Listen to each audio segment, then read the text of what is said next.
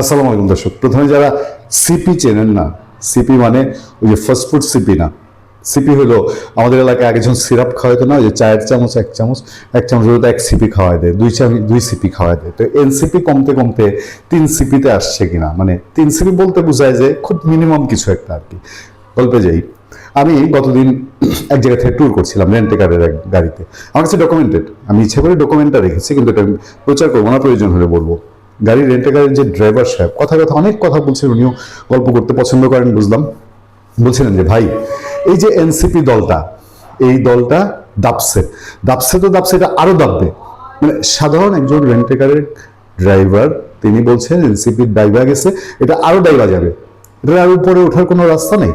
এবং এই শুধু ড্রাইভার না, আমার আশেপাশের গ্রামগঞ্জে গত কয়েকদিনে প্রায় 10 দিনে যত মানুষ ছিল সবার মুখে মুখে এই এনসিপি আর ছাত্র বলতে ছি ছি ছি ছি ছাড়া আমি আর কিচ্ছু শুনি নেই। আমি এই কয়েকদিন আগে আপনাদেরকে একটা আলোচনায় বলছিলাম, আমার ধারণা ছিল যে ডক্টর ইউনূস গেলে পরে এনসিপির আর অস্তিত্ব খুঁজে পাওয়া যাবে না। এখন দেখতে পাচ্ছি যে ডক্টর ইউনূসের যাওয়া লাগে নাই, যাওয়া ছাড়াই ত্রাহি অবস্থায়। এর মধ্যে এক বস্তা নেতা পদত্যাগ করছে, নেতা কিনা জানি না, নাম কাওয়াস্তে নেতা শুনি, তারা পদত্যাগ করছে এবং পদত্যাগের হিড়িক এখনো চলতেছে।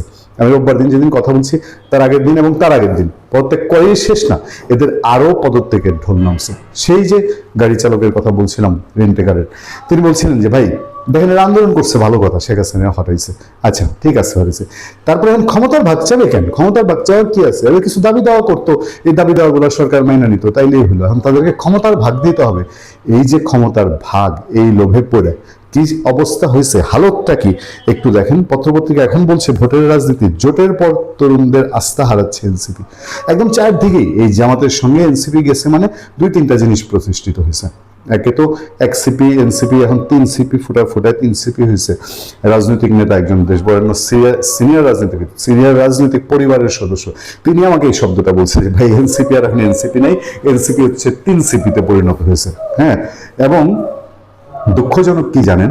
দুঃখজনক হচ্ছে যে আমাদের এই দেশটায় আগামীতে ছাত্ররা কিছু করতে যাবে, নেতৃত্ব দিতে যাবে, কোনো আন্দোলন করবে, সেই আন্দোলনের বুকে এরা পেরেক মাইরা দিয়ে গেছে, একদম ছাড়খাড় করে দিয়ে গেছে। পদত্যাগের তালিকা দীর্ঘ হচ্ছে, পদত্যাগকারীদের ফেরাতে বৈঠকের চেষ্টা। আসন নিয়ে জামাতের সঙ্গে চলছে আলোচনা। এনসিপির চাওয়া 35, জামাত দিতে চায় 30, রোববারের মধ্যে চূড়ান্ত ঘোষণা। বাবুরা বিএনপির কাছে নাকি প্রথমে 100 আসন চাইয়া বসছিল, বুঝেন দেখি অবস্থাটা। আচ্ছা, আরেকটুখানি খবরটা থেকে শুনি আমরা। তরুণদের নতুন রাজনৈতিক দল হিসেবে আলোচিত জাতীয় নাগরিক পার্টি এখন নিজ দলের তরুণ নেতাদেরই ধরে রাখতে পারছে না।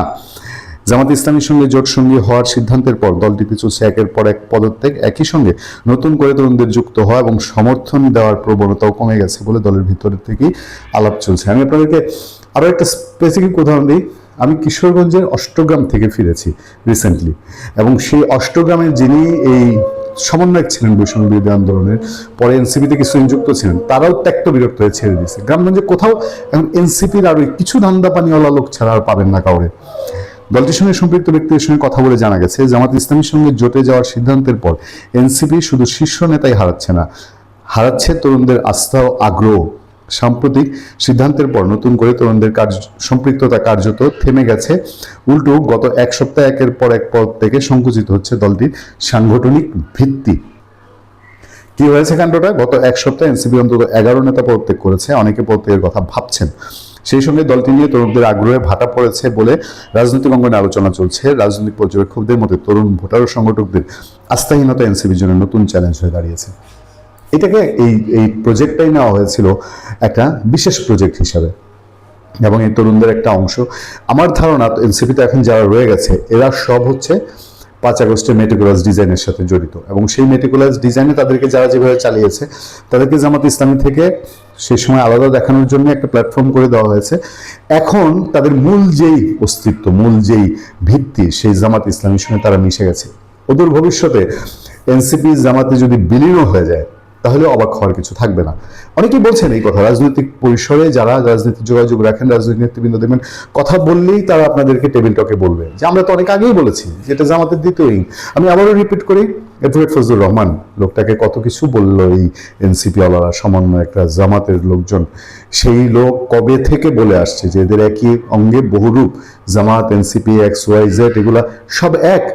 আজকে সেই নিরেট কমে আসতেছে এনসিপির সংখ্যা। আমাদের তরুণদেরকে এইভাবে নিয়ে ইতিহাসের কালিমা লেপনের দায় দায়িত্ব নিশ্চয়ই একদিন ইতিহাস থেকেই বের হয়ে আসবে যে কারা আমাদের তরুণদেরকে এইভাবে, এবং এখানের মধ্যে সবাই একরকম করেছে তা না, তবে এখন এনসিপি থেকে যারা ইলেকশন করছে অথবা জামাতের এই 30 জন যারা হবে, 30 হোক আর 35 হোক, এইটা নিয়ে আমার ধারণা যে পদ্মা একদম সঠিক রূপটা বের হয়ে যাবে যে এই 30 জন আদৌ থেকে এনসিপি, আদৌ থেকে নতুন বন্দোবস্ত।